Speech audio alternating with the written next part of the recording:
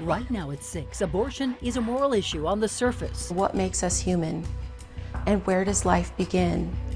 And it begins in the womb, and it begins at conception. Restricting access to care will expose inequities underneath the surface. Particularly on Black patients, Indigenous folks, people of color, people living in rural communities, low-income people. Tonight, we have a 360 in-depth look at the impact on underserved communities. A Boulder church is targeted by pro-abortion rights activists. We're disappointed that we can't have a peaceful conversation about such a hot topic. But they say it won't stop their mission. That's the price that we may pay for being in this conversation. Plus, there are only days left in the legislative session. We break down where the most pressing issues currently stand.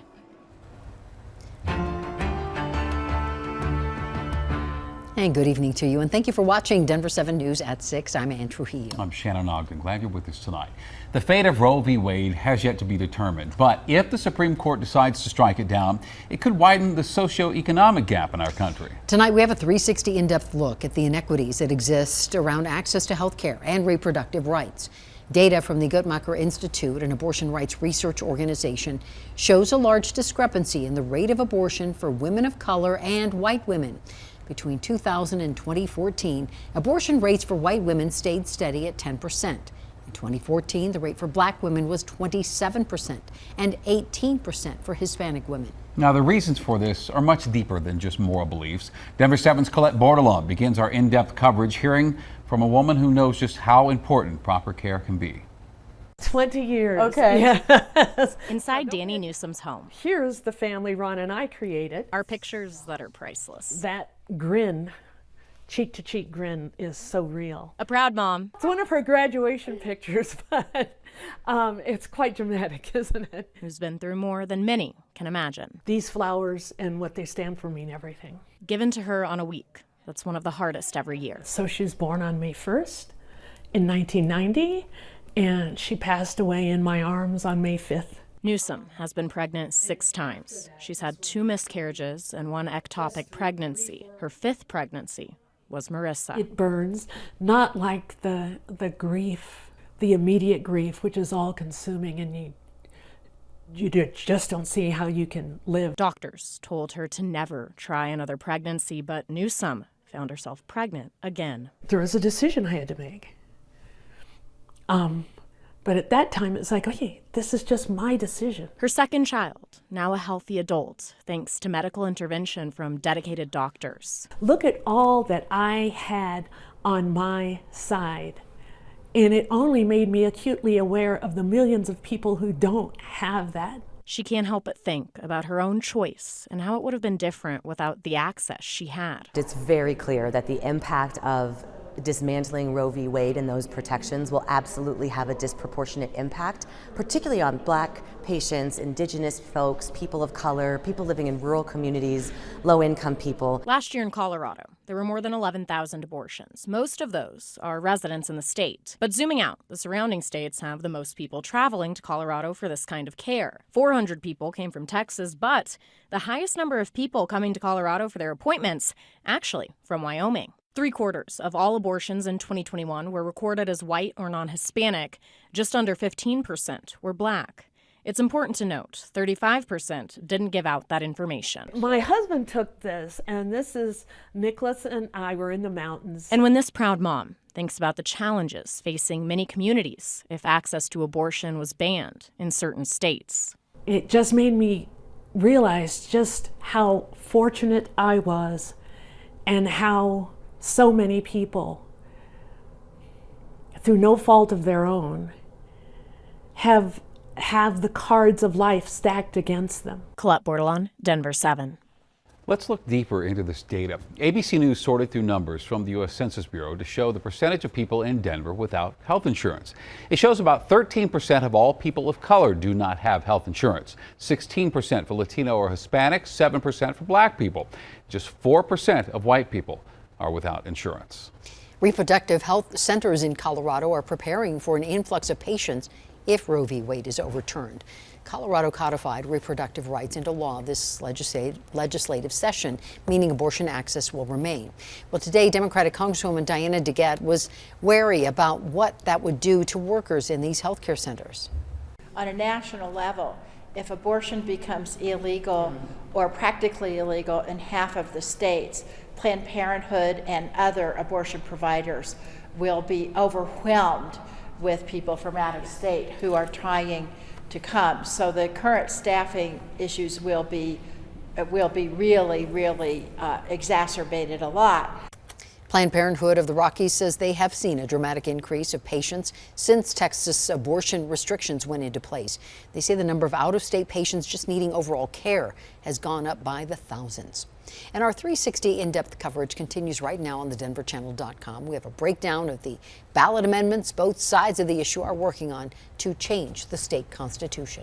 Well, last night, Sacred Heart of Mary Church in Boulder was spray painted with pro-abortion rights messages. The graffiti said things like "abortion saves lives" and "my body, my choice."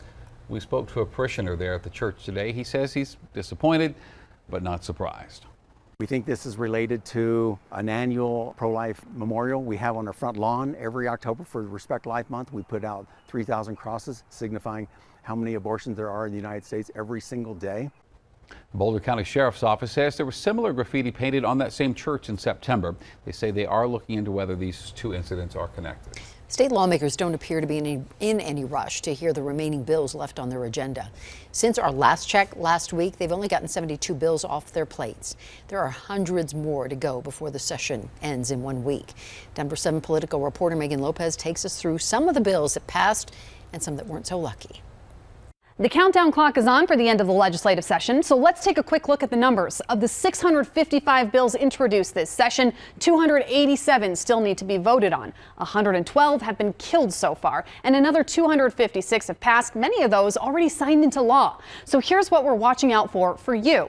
Let's start with the flavor nicotine ban bill. This was one of the first to introduce this legislative session, but it was stalled in the House for quite a while. The question was over how it would affect funding for universal pre-K, which also passed this session. Today, the bill was finally taken up again and passed its final vote in the House. It's now heading to the Senate, but the big question is, and this is a big but, the governor's not supportive of the bill in its current form, so even if it passes, he could choose to veto it. Now, on the other end of the spectrum, the property tax bill was one of the most recently introduced. It's flying through the legislature. It passed the Senate today, and it's now on its way to the House. If approved, it would offer an average of $274 in savings for a home worth $500,000. It also offers savings for businesses for the next 2 years. Next up, the whistleblower protection bill. That one was born out of the COVID pandemic, and it's passed the legislature. It expands current whistleblower protections for workers who raise health and safety concerns in good faith. That one mainly passed along party lines. Now, a homeowner association board accountability bill. That one also recently passed the legislature. It requires HOAs to alert homeowners of delinquencies using multiple methods of communication. It restricts interest rates on unpaid fines to no more than 8% a year, and it requires HOAs to offer a repayment plan, among other things. That one's now on the governor's desk awaiting his approval.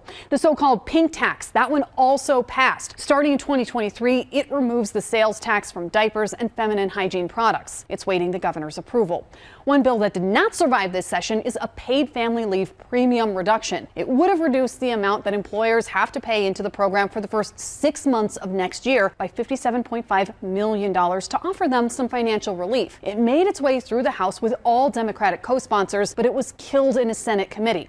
The last day of session is May 11th, so expect a bloodbath of bills in coming days. And of course, we'll keep an eye on what passes and what doesn't. Megan Lopez, Denver 7.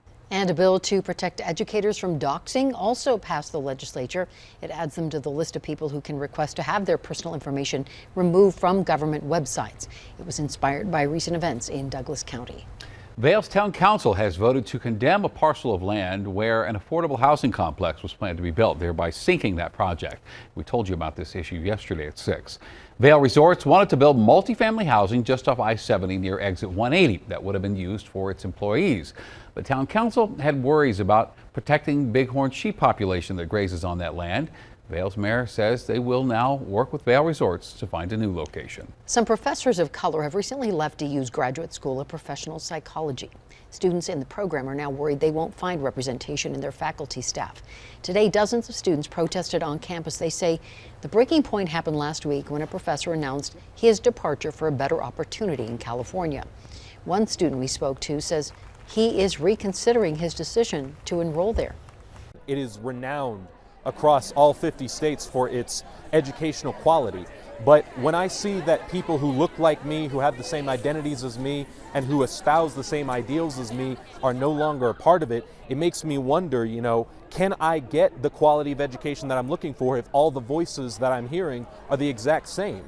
And we heard back from DU leadership today. They say they are working with students and faculty to address these issues. The school has launched a workload equity task force to examine the issues expressed by faculty. Shocking video of fighting in a Metro middle school. And those videos are being posted online for everyone to see. To promote violence and ask kids to submit their videos, it's almost antagonizing them. Parents are fed up and say the district is doing nothing to stop it. I want there to be a safe place for my kid to go to school. Wonderful moisture over the last couple of days. Now it's time for sunshine and warmer temperatures.